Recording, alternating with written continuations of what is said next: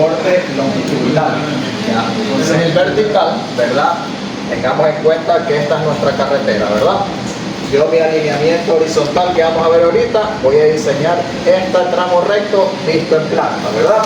El vertical voy a hacer un corte longitudinal, ¿sí? Para ir viendo las cotas, es decir, las alturas de cada punto de mi carretera, ¿no? Es decir, que si yo tengo un abscisado aquí cada 10 metros yo voy a tener una cota, ¿no?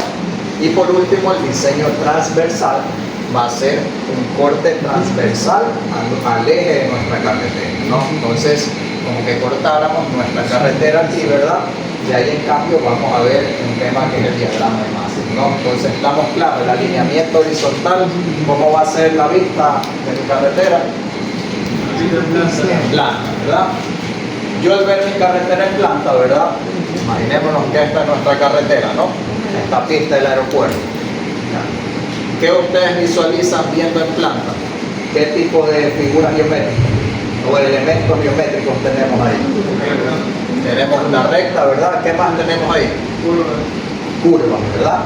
Entonces, los principales elementos, ¿sí? De este alineamiento horizontal justamente van a ser las rectas y las curvas. Ya van a ser las rectas y las curvas, ¿no? Entonces, eso es lo que ya estábamos hablando en la definición de alineamiento horizontal. Los principales elementos van a ser las rectas y las curvas, ¿no? En esto del diseño geométrico, nosotros a las rectas las vamos a denominar tangentes, ¿sí? Las tangentes son las rectas, es la misma denominación, cambia el nombre nada más, ¿no?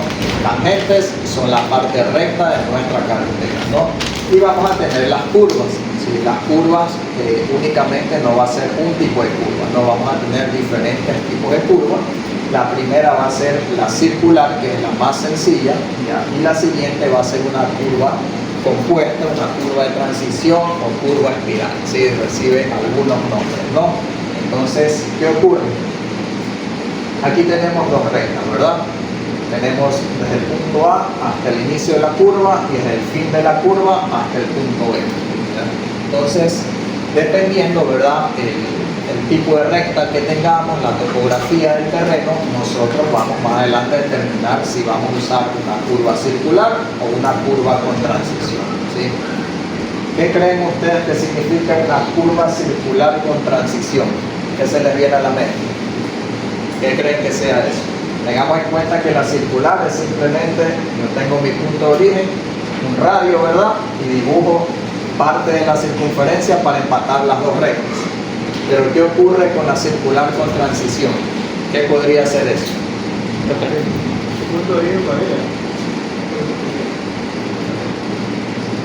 ¿Qué creen ustedes? ¿Ustedes creen que siempre yo trazando un punto, ¿verdad? El eje de la circunferencia, el centro, siempre al dibujar la circunferencia, siempre voy a coincidir con las dos rectas de los extremos? ¿Sí o no? No sé. ¿Qué creen ustedes? ¿Qué ocurre si aquí, pongamos que coincidió, ¿no? ¿Qué ocurre si ahora yo muevo esta recta 10 metros para abajo? ¿Va a coincidir? No, ¿verdad? Entonces, ¿qué ocurre? Ahí entran las curvas circulares con transición.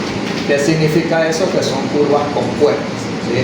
Van a tener por lo general 3 secciones, ¿sí? Ya más adelante vamos a ver los nombres de esas secciones y todo, ¿no?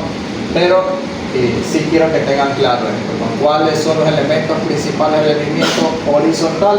Tangentes y curvas, ¿no? Ya sabemos que las tangentes se refieren a las rectas y curvas pues pueden ser dos tipos de curvas, ¿no? Como bien hablábamos desde el inicio del curso, ¿qué vamos a tener siempre presente? La geografía, ¿verdad? Tanto en el diseño como en la construcción, ¿no? Entonces la topografía siempre va a estar presente. ¿Por qué también va a depender de las condiciones del drenaje? ¿Por qué creen ustedes que va a depender de las condiciones del drenaje? ¿Qué vemos con las curvas de nivel nosotros respecto a los cauces? No podemos construir ¿Me vieron hasta en el examen eso? O dónde se forman, ¿verdad? Dónde tenemos cauces o dónde tenemos partidores de agua, ¿no? para eso nos va a servir justamente para el tema del drenaje, ¿no? Las características técnicas de la rasante, de la subrasante, ¿verdad? Es decir, que yo hago mi estudio de suelos y ya sé qué tipo de terreno voy a tener, ¿no?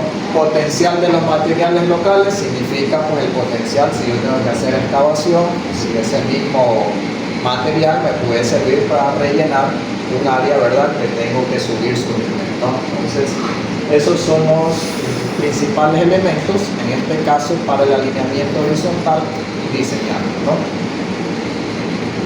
Vamos a ver los criterios que nosotros tenemos que tener en cuenta cuando hacemos ese diseño en planta, ¿no? Son 9 criterios, ¿sí? Por así decirlo, son 9 tips que vamos a tener siempre presentes. ¿Ya qué ocurre? ¿Ya qué sugerencia nos dan? El diseñador siempre debe procurar tener curvas amplias, ¿verdad? En nuestras carreteras, ¿en qué región podemos encontrar mayoritariamente este tipo de curvas? Costa, sierra, oriente, Galápagos, en la costa, ¿verdad? ¿Y por qué en la costa?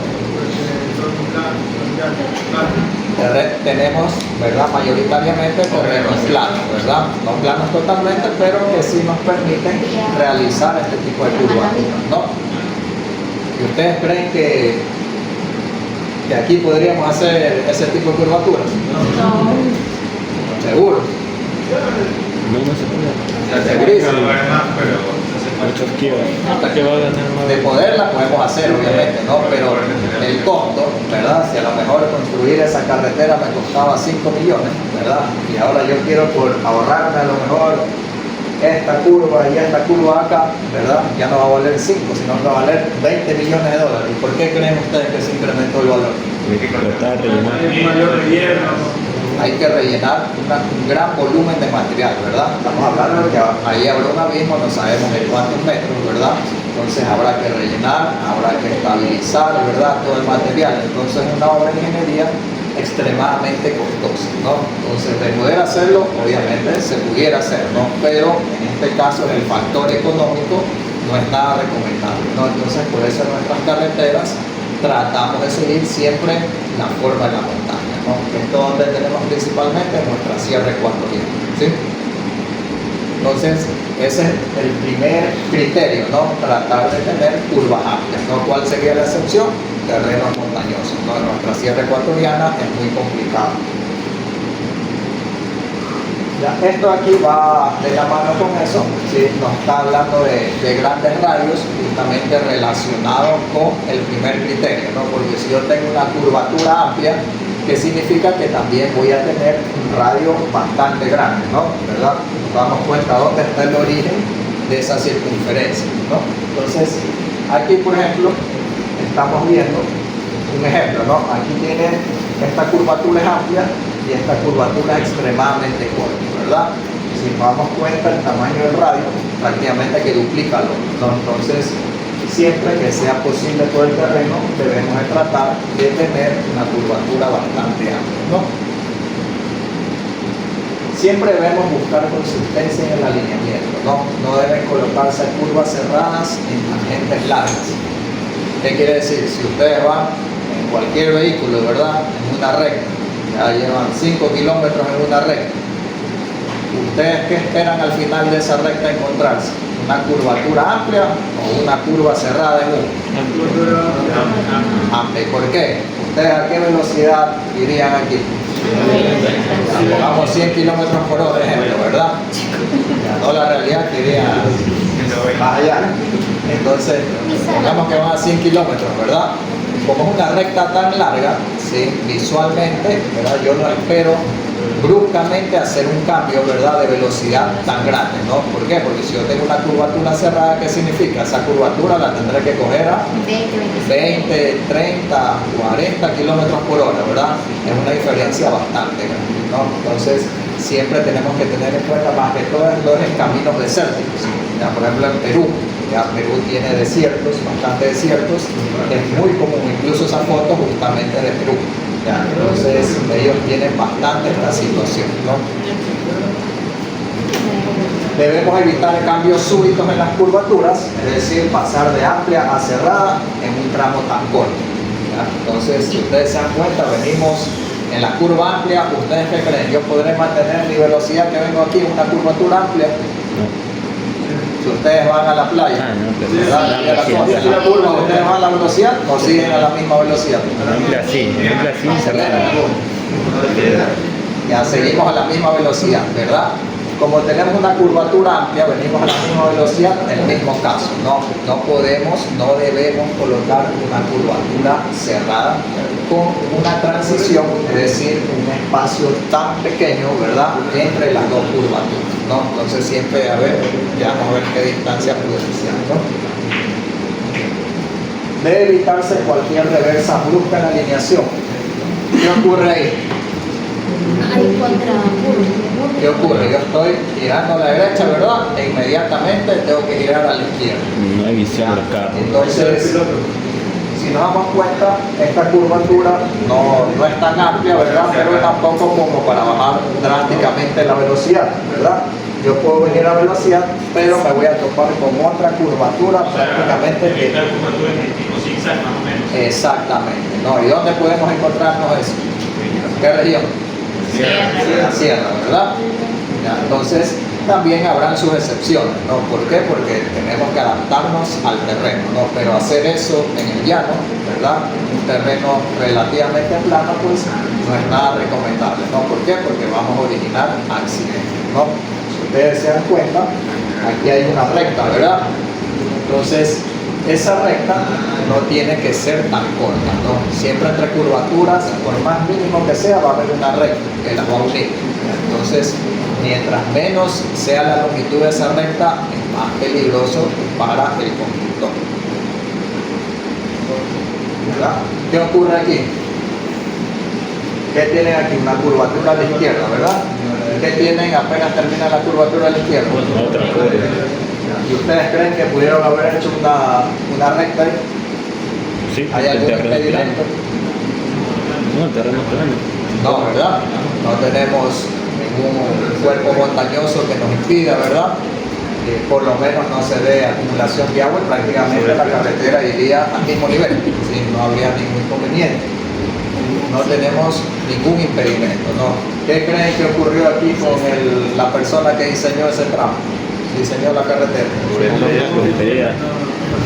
Estaba solo en oficina. Entonces, este es un claro ejemplo de que nosotros debemos visitar el terreno, ¿sí? ¿Por qué? Porque nosotros, a lo mejor la persona o la topografía, a lo mejor tuvo un error y le marcaba, ¿verdad? Este cuerpo, esta montaña, la marcaba en este sector, ¿verdad? Y él hizo esa curvatura, pues pensando para evadir el corte de esa montaña, ¿no? Pero resulta que hubo un error de precisión en la topografía y estaba 30 metros hacia la derecha, ¿ya? Entonces siempre debemos ir al sitio para verificar, ¿no? Y evitar este tipo de problemas. Eso puede ser que también ¿Ya? Debemos evitar las curvas de lomo roto. ¿Qué quiere decir eso? Dos curvas en el mismo sentido, ¿no? En el primer parcial hablábamos de que psicológicamente nuestro cerebro, ¿verdad?, cuando giramos a la derecha, asocia que la siguiente curva, ¿sí? Así ustedes no se den cuenta, asocia eso nuestro cerebro a que la siguiente curva va a estar en el otro sentido, ¿no? Entonces, ¿qué ocurre si tenemos dos curvas en el mismo sentido y con una recta bastante corta? Es decir, menor a 450 metros, ¿no? Podemos sufrir algún accidente, ¿no? ¿Por qué? Porque nuestro consciente va a asociar de que yo voy a girar a la derecha y la siguiente curva lo mejor es a la izquierda, ¿no? Entonces, en lo posible, ya, como siempre les digo, esto no es que lo vamos a poder cumplir al 100%, ¿no? En cada uno de estos criterios van a haber excepciones, ¿sí? Entonces, tratar en lo posible de evitar dos curvaturas en el mismo sentido. En terraplenes altos y largos deben utilizarse solamente rectas o curvas suaves, ¿verdad? Donde por lo general tenemos este tipo de carreteras, así tal cual las vemos en las imágenes. ¿Qué ocurre? La carretera respecto al terreno natural está al mismo nivel o está más arriba. Más arriba, ¿verdad?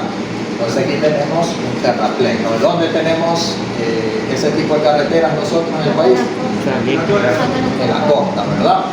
Especialmente la mayoría de provincias costeras, ¿verdad? Que estamos al nivel del mar, ¿ya? Entonces la carretera se construye, ¿verdad?, sobre ese nivel. Entonces, ¿qué ocurre? ¿Qué nos indica? Debe utilizarse en terraplenes altos y largos, deben utilizarse solamente rectas o curvas suaves, ¿no? ¿Por qué? Porque al costado que tenemos una caída, ¿verdad?, que a lo mejor va a ser de 1 metro, 1,50 m, ¿verdad?, cercano aproximado a esa cantidad, ¿no? Es decir, si el vehículo se sale de aquí, ¿qué va a ocurrir? Se va a ir, ¿verdad?, a la cuneta, ¿no? Y aquí la cuneta no está al nivel de la carretera, ¿no? Es decir, aquí va a sufrir un volcamiento y un accidente muy grave, ¿no? ¿Qué ven en particular en esta carretera? ¿Qué le falta? Señalización. Las vermas, ¿verdad? Entonces es aún más peligrosa todavía, ¿verdad? Si yo tengo alguna emergencia o un desperfecto mecánico, no tengo dónde parquearme, ¿verdad? Prácticamente que si nos damos cuenta, la señalética está pintada prácticamente sobre el borde de la carretera, ¿no? Entonces esto de aquí es muy peligroso, ¿sí? Lamentablemente todavía lo tenemos en algunas carreteras en nuestro país, ¿no? No tiene que ver con el diseño geométrico, ¿ya?, después en la parte constructiva, pero sí antes de. ¿Por qué creen ustedes, si ven que hay fisuras aquí, ¿verdad?, en la carpeta asfáltica? Fisuras, pero solo lo que está pegado al borde. ¿Por qué creen que hay fisuras ahí? El movimiento de piedra en el talud. Ya, muy bien. ¿Qué ocurre cuando nosotros construimos nuestra esplanada, ¿verdad?, nuestro talud? Siempre nosotros debemos dejar un sobreancho libre, ¿ya? ¿Por qué? Porque obviamente, como este caso, que la carpeta asfáltica está al borde, ¿sí?, ocurren movimientos, internamente empiezan a ocurrir desplazamientos, ¿ya?, y ese desplazamiento empieza a fisurar, ¿sí?, la carpeta asfáltica. En el hormigón, ¿sí?, si fuera de hormigón, ¿ya?, no vamos a ver eso inmediatamente. ¿Por qué? Porque el hormigón es más rígido, ¿ya?, entonces se mueve en bloques, se mueve por paños, ¿ya? Pero a lo mejor en el hormigón, lo que está pegado al borde, ya más adelante se va a empezar a fisurar y se va a desmoldar, ¿ya? Entonces lo mismo va a ocurrir aquí. Entonces nosotros siempre cuando diseñamos la carretera debemos dejar aquí un sobreancho, aparte del espaldón, ¿no? El espaldón justamente también nos sirve para cuidar la carretera, ¿sí? Siempre cuando nosotros colocamos nuestra capa de rodadura, necesitamos tener un confinamiento a los costados, es decir, algo que impide el movimiento, ¿no? Entonces, un claro ejemplo de eso es, han pasado por entre el redondel del túnel San Eduardo y el ingreso al túnel San Eduardo, en sentido hacia la avenida Barcelona. ¿Se han fijado qué pasa ahí en la calle de Hormigón? Pegado a la ciudad deportiva, a los Pérez Perazos. Ahí está ocurriendo justamente eso. ¿Por qué? Porque donde están los muros Jersey, ¿sí?, que es el límite de la vía de hormigón, enseguida el talud comienza a descender, ¿sí? Entonces, ¿qué ocurre del otro lado de la calle? Están empezando a ver pequeños deslizamientos, ¿ya?, y las juntas del hormigón se empiezan a abrir, ¿ya? Entonces, ¿qué quiere decir?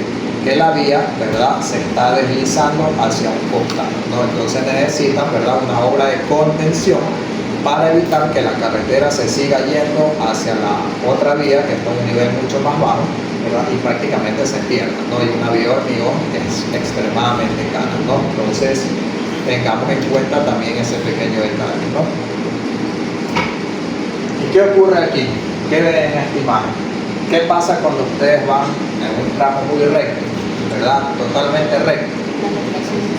Y a la lejanía, ¿verdad?, ¿no les ha pasado que ven como que hubiera agua adelante, ¿verdad? Ya, entonces ese es un efecto visual, ¿no? Entonces también debemos tener cuidado con este tema, ¿ya? ¿Por qué? ¿Qué ocurre en la noche? ¿Ustedes ven aquí alguna luminaria? No, ¿verdad? Únicamente que tendremos las luces de los vehículos y la señalización, siempre y cuando esté en buen estado, ¿no?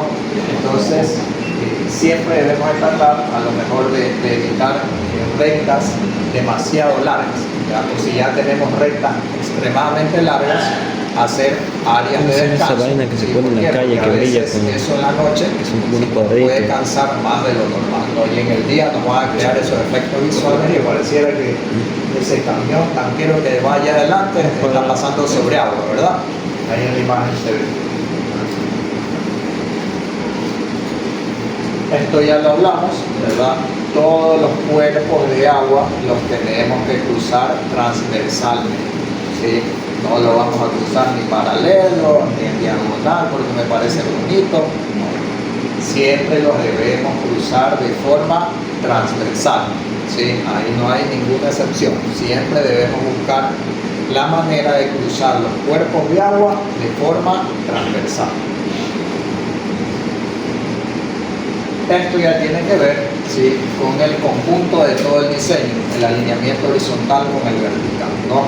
¿Qué ocurre? Yo ya diseñé mi vista en planta, ¿verdad? Ahora voy a diseñar mi alineamiento vertical, que es el corte lateral. En el corte lateral yo voy a ver estas cotas, ¿verdad? La elevación de allá abajo, la que va al tanquero, ¿verdad? ¿Qué ocurre ahorita que voy en el vehículo? ¿Puedo visualizar toda la longitud de la carretera? No. No, ¿verdad? A pesar de que tenemos línea continua, ¿verdad? ¿Qué significa eso? Que no podemos rebasar, ¿verdad? No rebasar. Pero siempre hay alguien que lo omite, ¿no? Entonces, ¿qué ocurre? Ese otro vehículo, ¿verdad?, que viene en el otro sentido, o el que viene en este, ¿verdad?, dice, bueno, parece que no viene ningún vehículo, voy a rebasar. ¿Ya? Entonces, ¿qué ocurre? En el momento que ya tienen visibilidad en ese punto, ¿verdad?, ya va a ser demasiado tarde y va a ocurrir un accidente, ¿no? ¿Por qué? Porque yo no tuve la visibilidad, a pesar de que obviamente esto está, ¿no? También pudo haber ocurrido un accidente, puede haber caído un obstáculo en la vía, ¿verdad? Y como yo no tengo la visibilidad completa, sí puedo sufrir algún accidente, ¿no? Entonces, ahí también en el alineamiento horizontal con el vertical debemos tener mucho cuidado con eso, ¿no? Entonces, eso también se lo calcula con un criterio que es la distancia de visibilidad, ¿sí? La distancia de visibilidad de parada, de cruce, de rebasamiento, ¿no?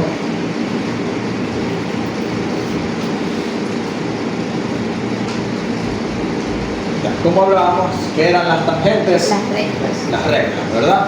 Eso en forma resumida, lo que no les explico esto porque por esos términos nos podemos confundir. Si más adelante que vamos a ver ya los elementos, ahí sí explicamos cada uno de esos términos para que no se confundan, ¿no? Viendo gráficamente lo van a entender mejor, ¿no? Pero en sí las tangentes es básicamente la parte recta, ¿verdad?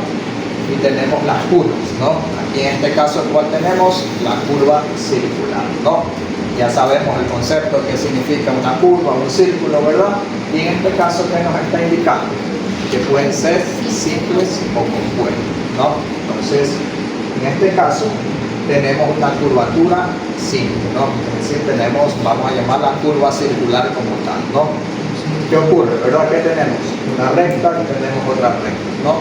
Aquí se creó un punto de intersección, ya vamos a ver que todos esos son elementos de la carretera, ¿no? Y aquí trazamos nuestra circunferencia, ¿verdad?, para unir esos dos.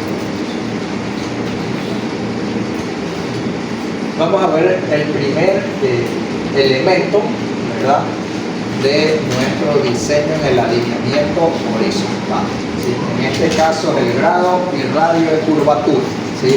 ¿Cómo calculamos ese grado por radio de curvatura? ¿Sí? Con esta fórmula que tenemos, ¿no? G, el grado de curvatura, y R, el radio de curvatura, ¿sí? Entonces, ahí tenemos la fórmula, sea que vayamos a calcular el grado de curvatura o el radio de curvatura, ¿sí? Lo que debemos tener en cuenta que es el radio de curvatura va a estar en metros. ¿Ya? Ojo con esto, que aquí es donde empiezan a confundirse porque vamos a ver más fórmulas y hay por ahí otras unidades diferentes. Entonces, tengan mucha precaución con esto, ¿no? El radio en qué va a estar en metros, ¿ya? Y la G en qué va a estar, grados sexagesimales. ¿Y cuáles son esos grados sexagesimales?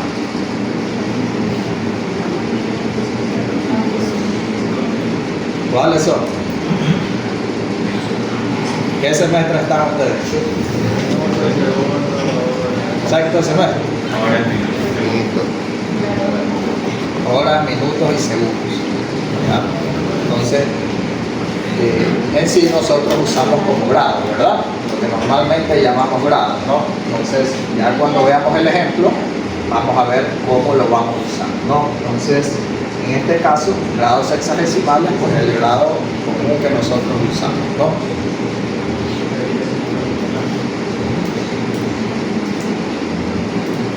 Esta parte es ilustrativa, ¿no? Cuando yo tengo una recta, ¿verdad? Es decir, un tramo tangencial en mi carretera, ¿qué ocurre? Ustedes ven ahí una inclinación, ¿verdad? Eso es lo que normalmente lo conocemos como el bombeo, ¿no? El bombeo siempre viene del eje de mi carretera hacia los costados, ¿verdad? El eje hacia cada uno de los costados, ¿no? Ese bombeo es una inclinación que yo voy a tener en mi vía, ¿no? ¿Para qué creen ustedes que va a servir ese bombeo? ¿Cuál va a ser su función principal?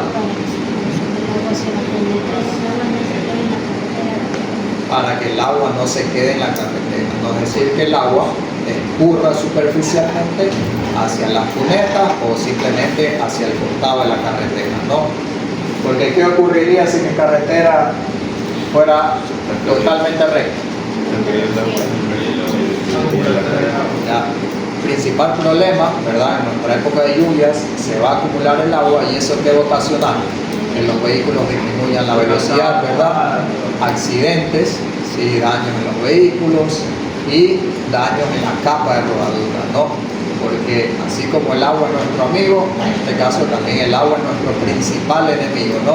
Aquí en época de lluvia, ¿qué es lo que más aparece en la ciudad? Baches, ¿verdad? Entonces, justamente uno de los motivos para evitar la acumulación de agua es la utilización de este bombeo, ¿no? Pero ¿qué ocurre en las curvaturas? ¿Ya? Ustedes cuando entran en una curvatura, ¿qué ocurre con el vehículo? ¿Ustedes siguen recto en la curva o tienen una inclinación adicional? Tienen inclinación adicional.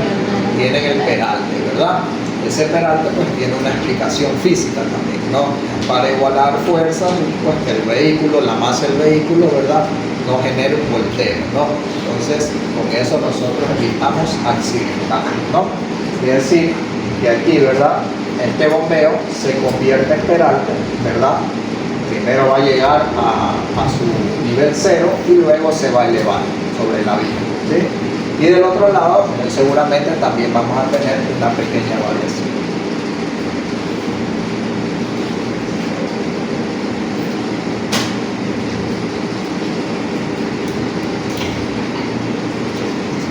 Aquí viene el peralte, ¿sí? Esto igual lo vamos a ver mejor en el ejemplo, ¿sí? Entonces el peralte en sí es la tangente del ángulo, ¿no? Es esa inclinación que vamos a tener, ¿no?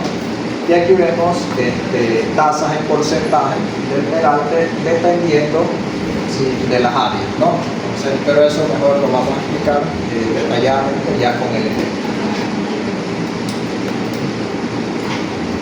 Aquí tenemos el radio mínimo de curvatura horizontal, ¿sí? Que va a depender de qué? De la velocidad. Esta es la velocidad de diseño, ¿sí? Más E, que es el peralte, y F, que es un coeficiente de fricción, ¿no? Entonces la velocidad de diseño nosotros la vamos a determinar previamente, ¿sí? Dependiendo del tipo de terreno y el TPDA que tengamos.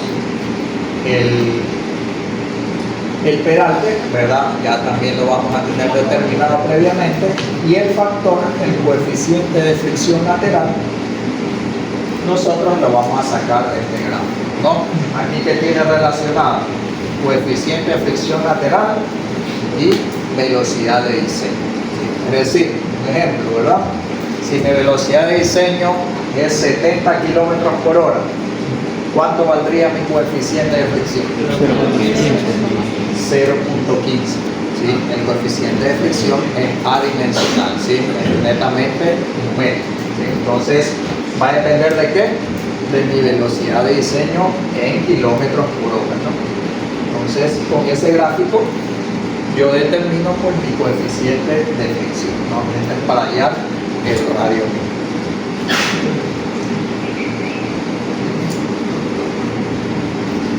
Ya, hasta ahí nos vamos a quedar en esa unidad. Ahora sí necesito que saquen una hoja para que hagan un taller.